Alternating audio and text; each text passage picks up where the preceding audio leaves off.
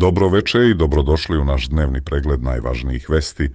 Danas pratimo dramatične događaje od fudbalskih terena do ratnih fronti. Rat u Ukrajini je ušao u svoj 1490. dan. Naši izvori sa terena donose najnovije informacije sa fronta. U sportu Arsenal je za dlaku izbegao sramotu. Lider engleske lige pobedio je Wolverhampton golom u samoj završnici. Tragične vesti stižu iz Sudana. 6 vojnika UNA je poginulo u napadu dronova na njihovu logističku bazu. U političkim vestima izbija skandal. Nemačka vojska bi od 2026. mogla da pomaže u obezbeđivanju poljske granice sa Belorusijom i Rusijom. Poljska je, prema mišljenju analitičara, postala predmet pregovora o Ukrajini. Postavlja se pitanje kakvu će politiku zastupati američki ambasador.